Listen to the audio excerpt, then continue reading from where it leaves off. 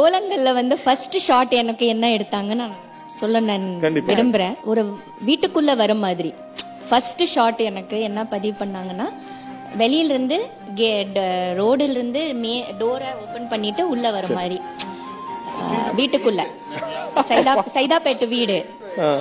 ஆமா, சைதாப்பேட்டு வீட்டுல தான் ஷூட்டிங்கு. வெள்ளிக்கிழமை அன்னைக்கு செப்டம்பர் 17 அன்னைக்கு எனக்கு ஷூட்டிங்கு. ஃபர்ஸ்ட் டே கோலங்கள்.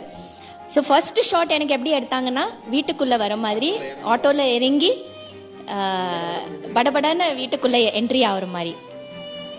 அது எவ்வளோ பெரிய ஒரு பியூட்டிஃபுல்லான ஒரு ஷாட் தெரியுமா? அது எவ்வளோ சிம்பாலிக்கான ஒரு ஷாட். அது வீட்டுக்குள்ள நுழையிறேன் நான். ஆக எல்லாரோட வீட்டுக்குள்ள நுழைஞ்சிட்டேன் கோலங்கள் மூலமா, இல்லையா? ஒரு அபி வந்து எல்லாரோட வீட்டுக்குள்ள நுழைஞ்சிருச்சு, எல்லாரோட மனசுக்குள்ள இடம் பிடிச்சிருச்சு. அந்த உள்ள வருது பாருங்க, அது வீட்டுக்குள்ள வரும்போது சிம்பாலிக்கா ஒரு டைரக்டர் எடுக்கிறாரு பாருங்க ஷாட். So she goes, இன்னைக்கு கூட அவருக்கு டவுட். அந்த இதில் இவங்க ப்ரொடக்ஷன் நான் பேசிட்டு இருப்போம்ல, எங்கள் ப்ரொடியூசர் கூப்பிடுவாரு. நாங்கள் ஃபர்ஸ்ட் கதை பண்ணிட்டு இருந்தோம். இவங்கள்ட்ட பேசுறதுக்கு முன்னாடி இந்த கதை தீர்மானித்த பிறகு மற்ற கதாபாத்திரம் பேசி யார் நடிக்க போறாது அப்படின்னு ஒரு விஷயம் இருந்தது. அப்போ சரி ஓகே, அப்போ யாருன்னு தெரியாது. அப்புறம் ஒரு நாள் எங்கள் ப்ரொடியூசர் கூப்பிட்டாரு. அவங்க தேவயானி மேம் நடிச்சா எப்படி இருக்கும், ரொம்ப நல்லா இருக்குமே சார், அவங்க ஏதோ படங்கள்லாம் பண்ணிட்டு இருக்காங்களே, இப்போ பண்ணுறாங்களா அப்படின்னு நான் கேட்டேன். இல்லை நம்ம பேசுகிறேன் சொல்கிறேன் உங்களுக்கு பேசிட்டு திரும்ப வந்தார். அவங்க பண்ணுறாங்க, நீங்கள் அவங்களுக்கு ஏற்ற மாதிரி ஏதாவது ஸ்கிரிப்டில் மாற்றுறதுன்னா ஒரு இது கொடுங்க. இல்லை சார் ரொம்ப மாற்ற போகல, ஆனால் ஒரு இன்ட்ரடக்ஷனை மட்டும் ஒரு மாத்துறேன். என்னன்னா உங்களுக்கு ஹேர் ஸ்டைல் பார்த்தீங்கன்னா அந்த சூரியவம்சம் ஹேர் ஸ்டைல் மாதிரி ஃபர்ஸ்ட் இருக்கும். முதல் நாள் ஷூட்டிங் வந்திருந்தாலும் நான் ஏதோ விக்ரமன் படம் எடுத்துக்கிட்டு இருக்கேன்னு நினச்சிருப்பாங்க. அந்த மாதிரி ஹேர் ஸ்டைலு. அம்மாவுக்கு ஒரே நகை, தங்கைகளுக்கெல்லாம் ஒரே ஜுவல்லரி போட்டு ஒரு வீட்டுக்குள்ளே வந்து நுழைவாங்க. அதான் ஃபர்ஸ்ட் எபிசோடு. நுழைஞ்சு இது உன்னுடைய அறை உன்னோட ரூம்னா காட்டுவாங்க. அம்மா என்ன உனக்கு அறை இல்லையா அபி அப்படிம்பாங்க.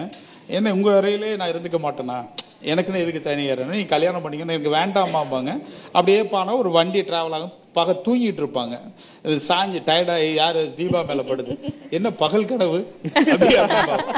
அது ப்ரொடியூசர் பயந்துட்டாரு, பகல் கனவுங்கிறீங்க சீரியல் தேருமா அப்படின்னா. சாரி, நான் சாமி கும்பிட்டு ஆரம்பிப்பேன். பார்த்தீங்களா நம்ம ஊரில் சீரியல் ஆரம்பித்தது கோபுரத்தை காட்டி கோபுரத்துலேருந்து இறங்கி சக்ஸஸ் அப்படின்னு சொல்லி நிறைய ஃபெயிலியர் ஆகிடும். நான் என்ன பண்ணேன், சரி ஓகே கனவு சார், அதான் அபி என்னென்னா நைட் வேலை பாட்டு கனவுக்குள்ள கூட தன் குடும்பத்திற்கான ஒரு வீடு தேடிட்டு இருக்க மாதிரி. அது அதே வீட்டை நாங்கள் கிளைமேக்ஸில் எடுத்தோம். அதே வீடு தானே அந்த வீட்டிலே எடுத்தோம். அந்த இடத்துல எடுக்கும்போது அந்த மகிழ்ச்சி இல்லை, கனவுல இருந்த சந்தோஷம் நிஜத்தில் இல்லை. Super super.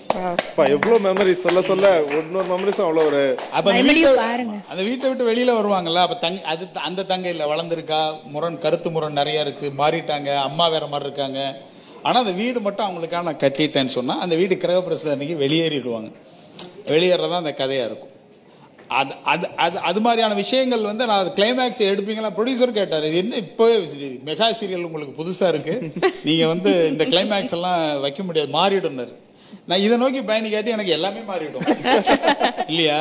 அப்ப நான் இதுதான் சார், அது எத்தனை வருஷம் ஆனாலும் அபி வந்து தனித்து நிக்கிறதோ அந்த ஃப்ரெண்ட்ஷிப்புக்கு மட்டும் இல்லாத குடும்பத்தை தாண்டி யோசிக்கிறாங்க அப்படின்னு யோசிச்சா அப்ப செகண்ட் பார்ட்ல எப்படி இருக்கணும், வேற ஒரு லெவல்ல இருந்தாதான் அந்த ஒரு பயணத்துக்கான இதா இருக்கும் நினைச்சேன். எல்லாரும் வெயிட் பண்றோம் சார். இவ்வளவு நிறைய பேசினதுக்கு அப்புறம் திருப்பி ஒரு கண்டிப்பா எதிர்பார்க்கிறோம் அடுத்த ஒரு கோலங்கள் 2. Thank you sir. கண்டிப்பா